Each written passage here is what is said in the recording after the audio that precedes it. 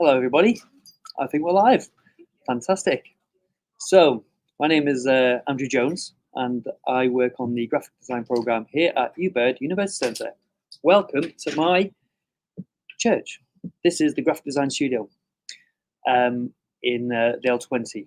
It is a working studio, and you can see and hear a few people. We've got some students in today, so you'll have to excuse if they are walking past, but I've told them it's just like watching the news. They're all milling about doing their work. So what we do here at UBird is we run a foundation degree in graphic design. It's a 2-year program, and over which those 2 years you will learn 4 modules, work on 4 modules per year, 8 altogether. And at the end of it, you will then be given the opportunity to graduate with the cap and gown, year B. However, if you want to, you can do the final year, the top-up year. Again, that'll be the BA Honours at level 6, of which you'll work on another 4 modules. All our modules are designed around the industry standard.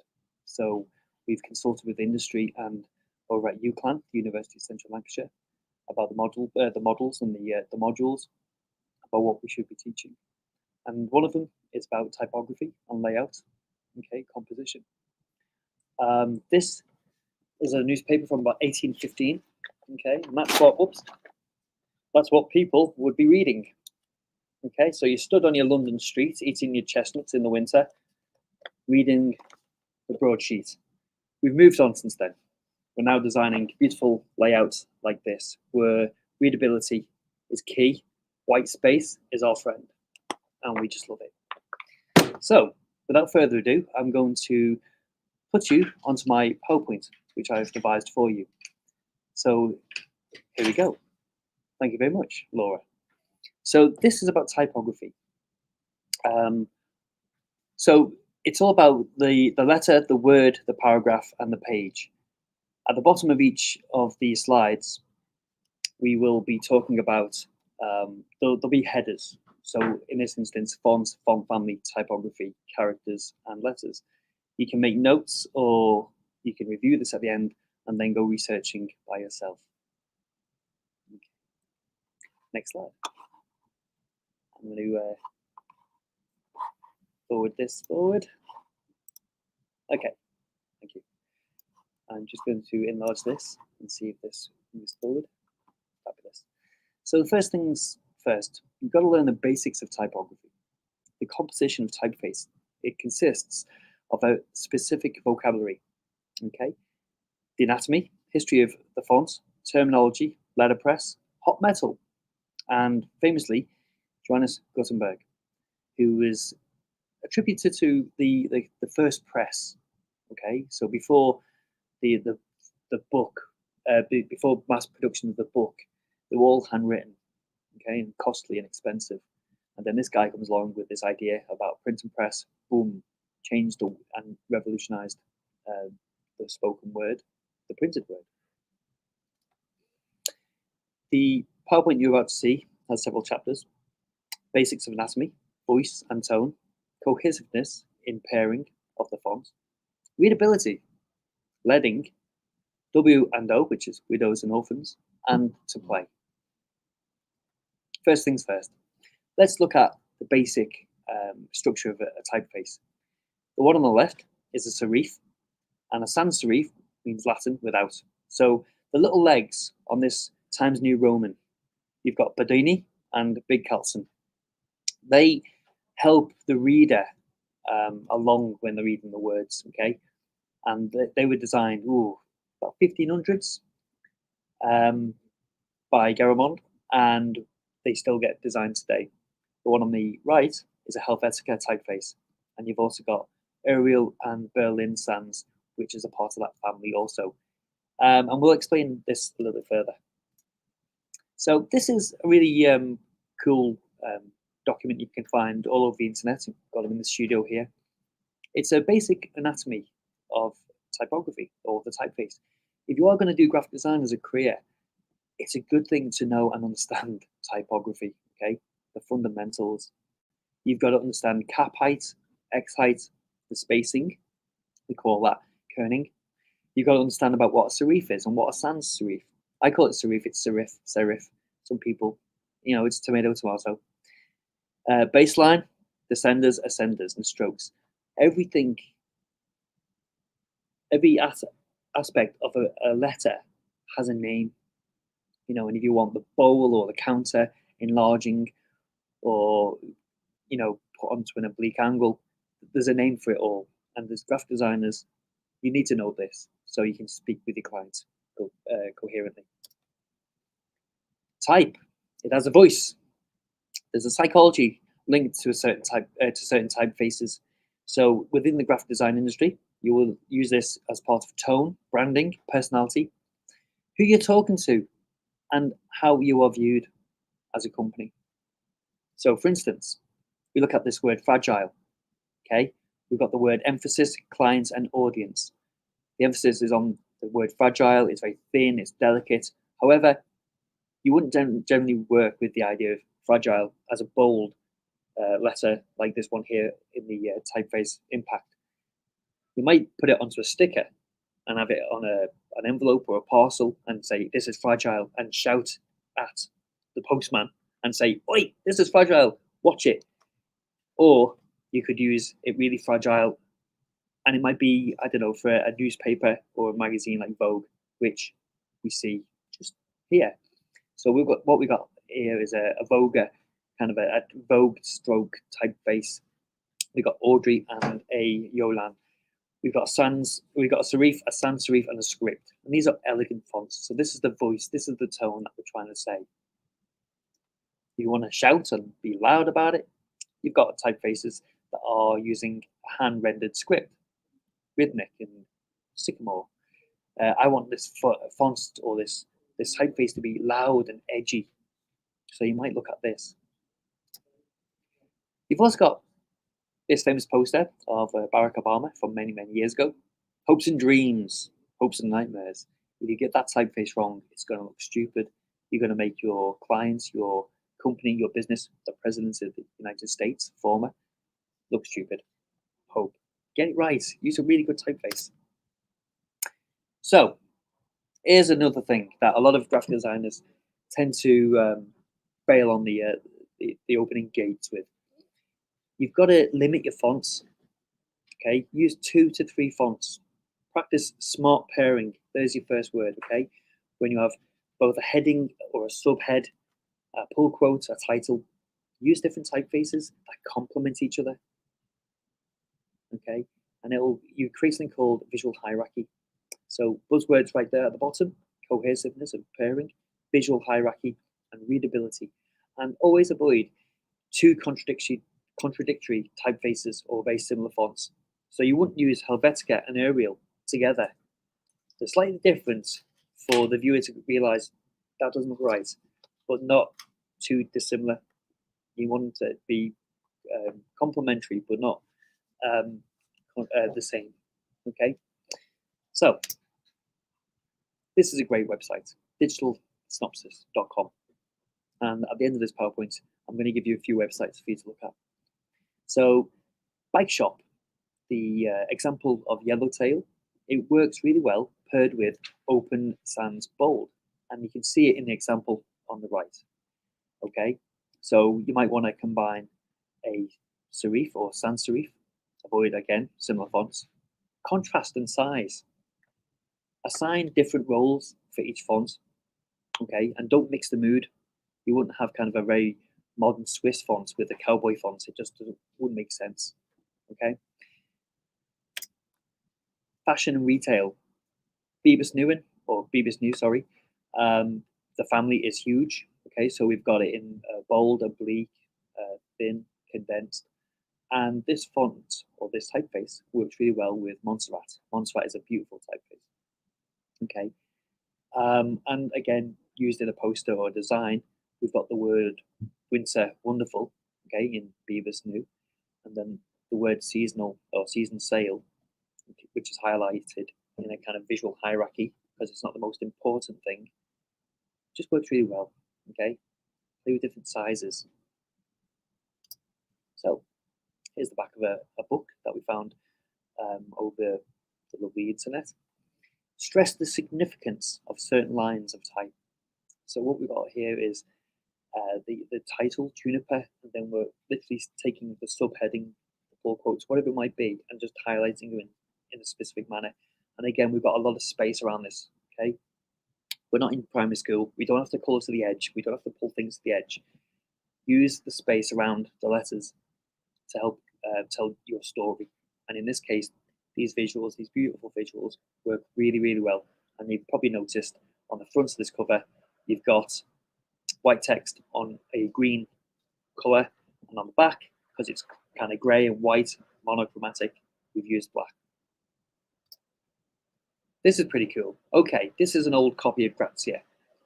Now, there's lots going on here, and as you probably can hear, we've got a crazy storm going on outside as well. Good luck if you're trying to travel in this later on.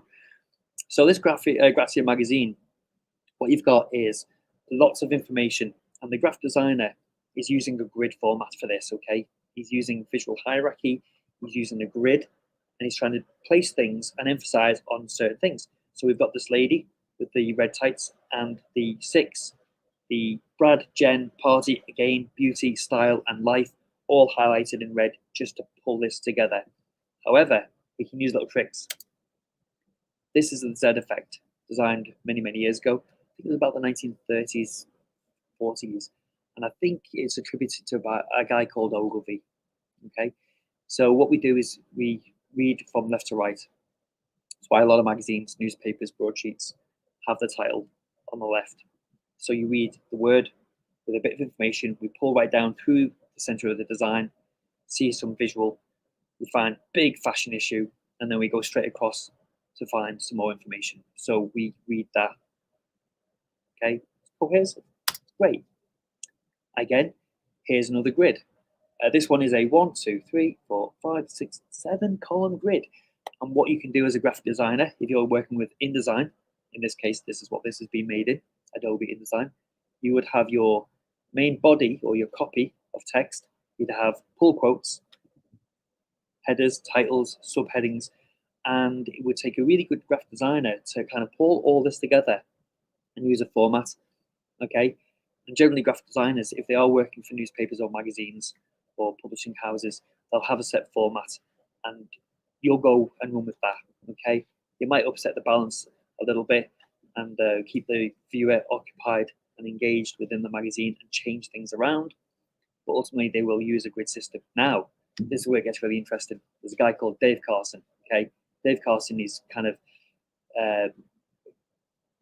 godfather of montage and all kinds, graphic design, worked from the 1970s, 80s, working with magazines like Raygun.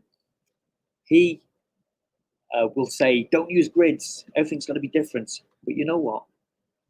I think it's a case of he's probably 1% of 99, 1% of 100 in terms of graphic designers who go nuts with all this, okay? He's well respected and he does a good job of it.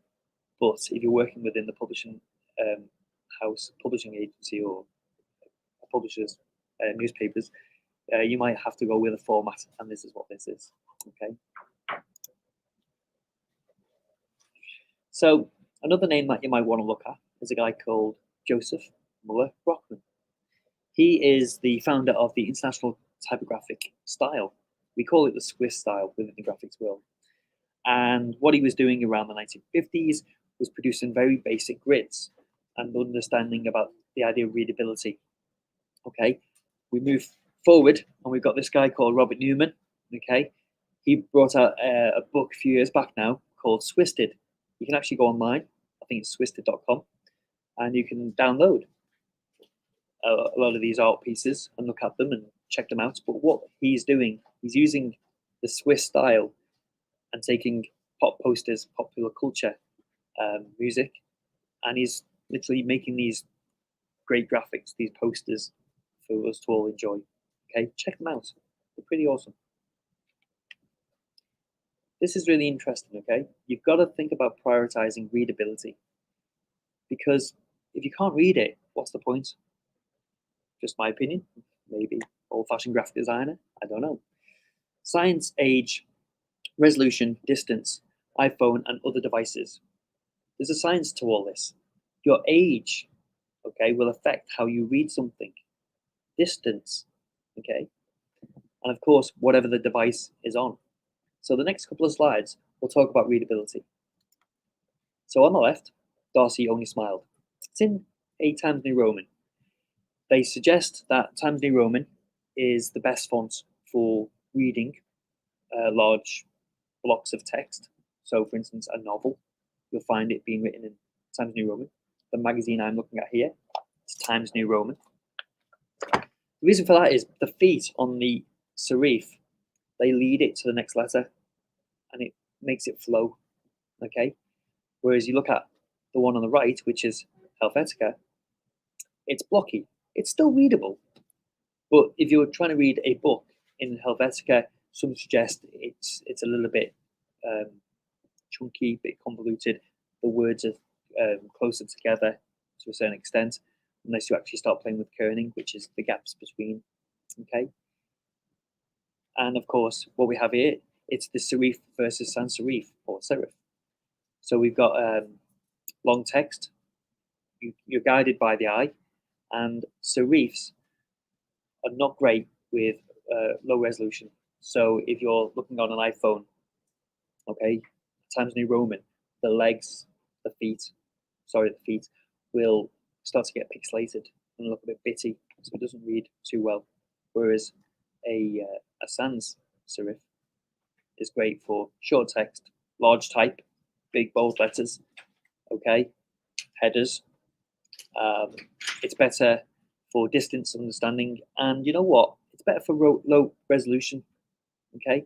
If you think about VR headsets and things, a lot of companies are getting into this, typography companies, okay, and the font houses, and what they're doing is they're designing typeface to be used as a kind of a floating space, because again, Times New Roman and the likes of just don't translate well. It's all interesting. Okay. Don't know if you've ever noticed, but if you open up, I don't know, Pride and Prejudice or any other great novel, you'll find that there's about 10 to 12 words on each page on a line of 65 characters, okay? So the top one is a good way of reading. The middle one is too long. You just literally, you can imagine an A3 sheet, or in this case, an A4 document, and you've got typography going right across. You're going to get a little bit bored, okay? And it's also harder to work with justifying. You've got the widows and orphans issue. You've also got something called rivers, where you get lines working in the artwork, in the typography. And again, too short if it's just 2 lines, okay? This is where we get into something called leading. Leading's dead interesting, okay?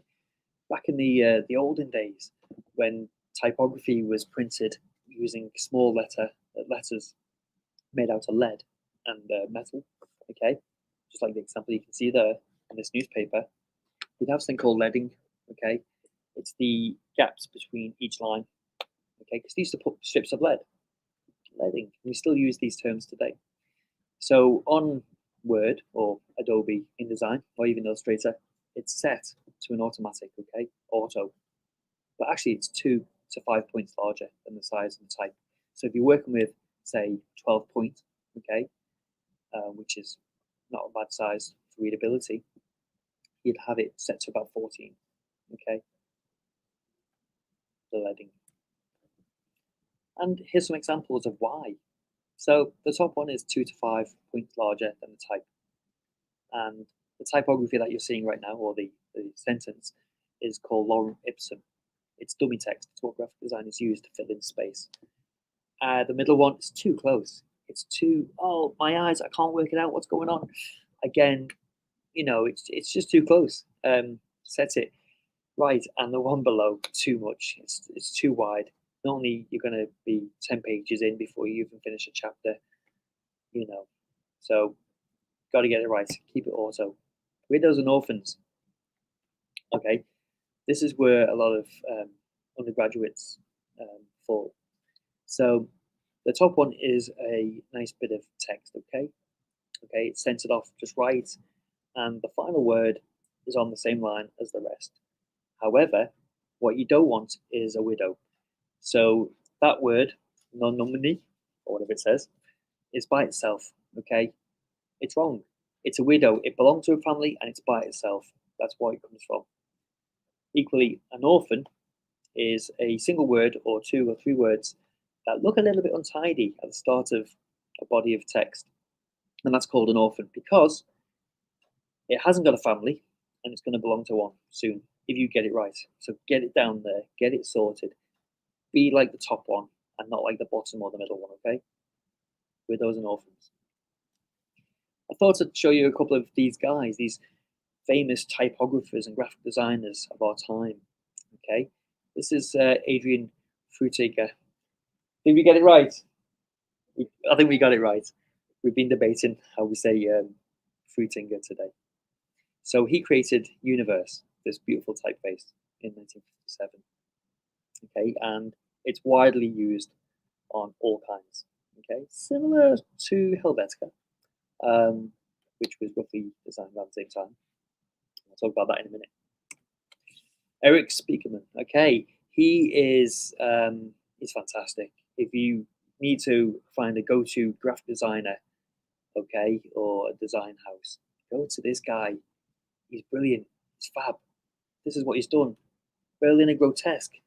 That's my typeface that I use in my own business outside of this. I think Glasgow Type, 1999. Just check him out. He's done so many great pieces of work anyway, but also his typefaces are just fab. Okay. We're going back about 500 years with this chap, Claude Garamond. Okay. Go onto your Word document, type in G, okay, and you'll find it, and you'll see what he was doing all in years ago. Again, looks very similar to Times New Roman. We've got the feet to lead our reader through the typography. Beautiful. And of course, we can't forget this guy, Stanley Morrison, Times New Roman. Okay. Finally, I'll just show you this chap. This is Max Meindinger. He designed a typeface around 1957, just like the first one, called Helvetica. Seriously, it's everywhere, okay? Panasonic, BMW, Toyota, Harley Davidson. This is just a few. Oral-B. It's everywhere. I'll be honest, it's my kind of go-to safe typeface. Is it boring? No, it just works well. It's readable, and you know the font family that it belongs to, it's huge. So you've got literally dozens of variations. So if you want to mix things around and you want a bold header, you could have Helvetica bold, and then the body of text you could have it in oblique, okay, or italic as it is also known. You could have it in thin, condensed. It's a great typeface. Check it out. Now, this is where we can get a little bit play with our typeface, okay? Play with words, maximum meaning with minimum words, calligrams and personification. They're your 2 words of today. Robert Brownjohn, okay? There are lots of these out there. You can check them out on the website, on the internet. He's taking words like confused and he's playing with our minds and making us smile in our mind. He's making us happy. Hang, balloon. You can see how the 0, the O, okay, it's not 0, it's an O. It's floating, levitating. You see this on all kinds of packaging today, wine bottles, cutlery, where I've seen the fork look like a tree and all kinds. And you know what? It's personification. That's what we call it. And this is a great little exercise for first years, second years to play with. And I do know that in some packaging companies like Turner Duckworth, I think they've done some stuff with personification as well. It's a great little thing. But check this out. Here's some examples.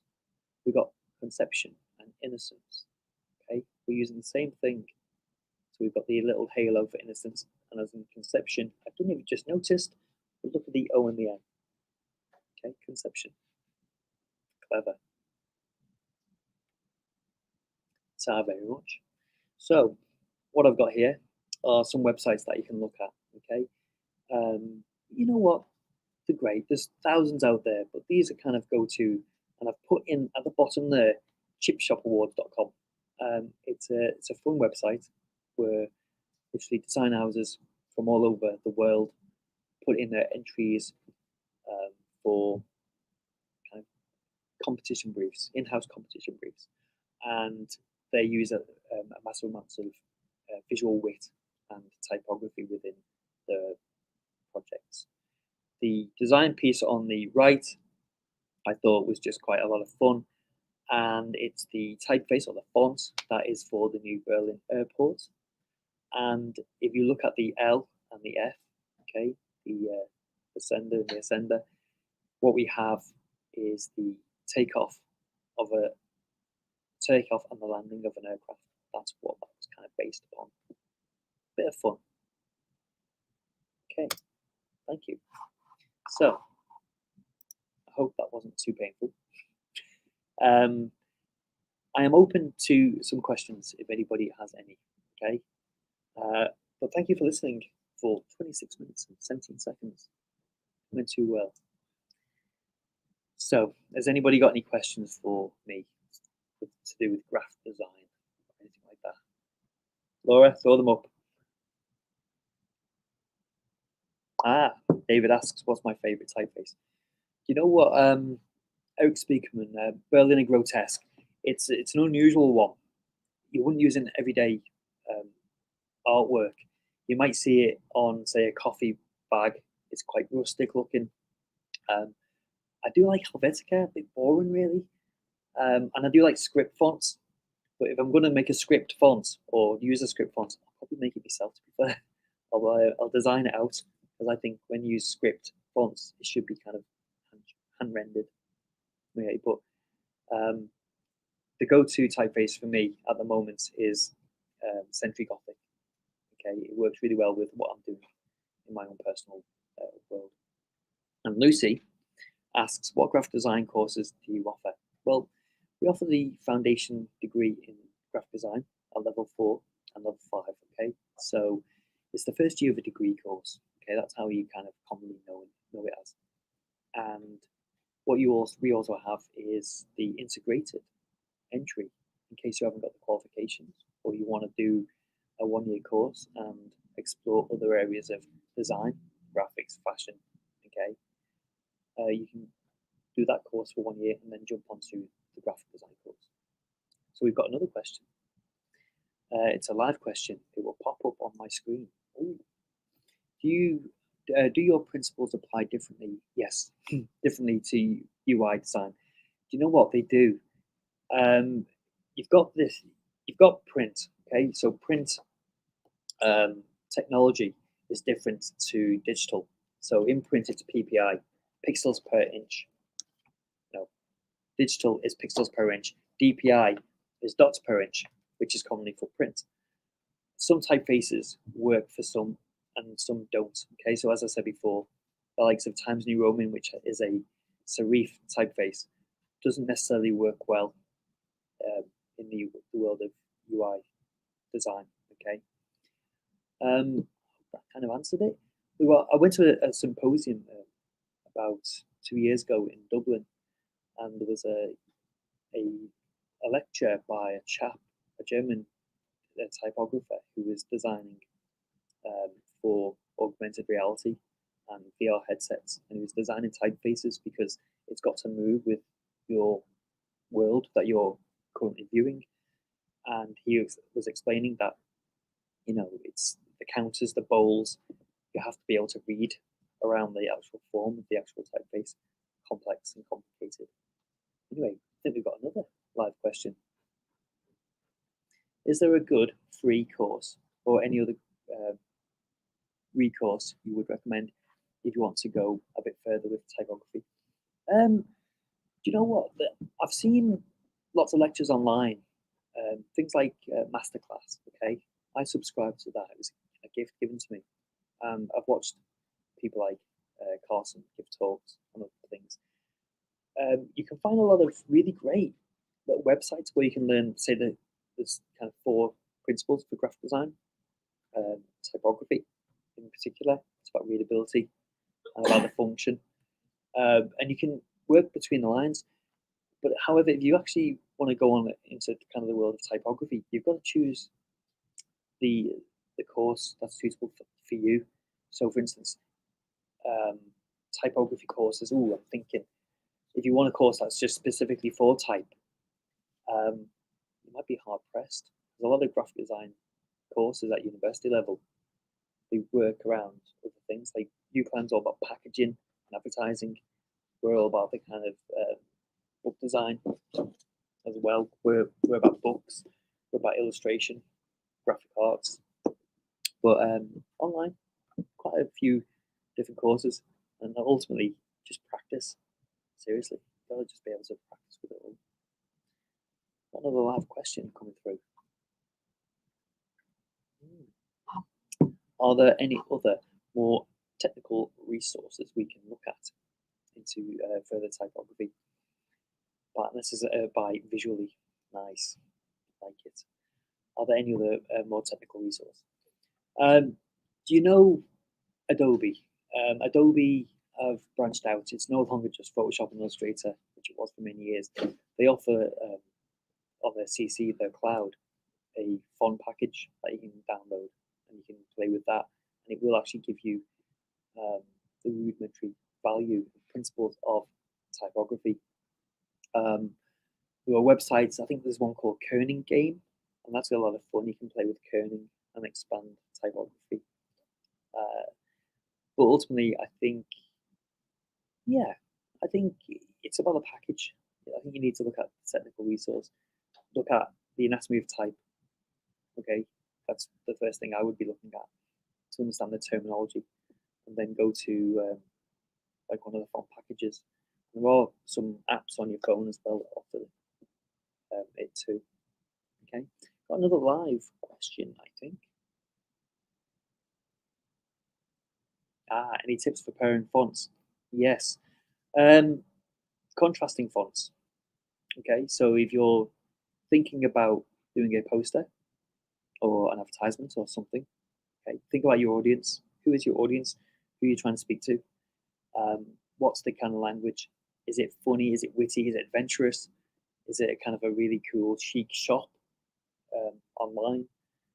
So therefore, you'd have to think about the typeface. Your bold header has to be bold enough, either as a really nice, beautiful script or an impact like we showed before, Beavis New. And then you might have some sort of subheadings or other relevant copy, seasonal copy, spring, summer, 2022. And you might put that into another typeface. Keep them contrasting. So you might want to use a serif with a sans serif. Okay, I call it serif. Serif. It's just the way I say it. But yeah, contrasting. Don't use similar fonts.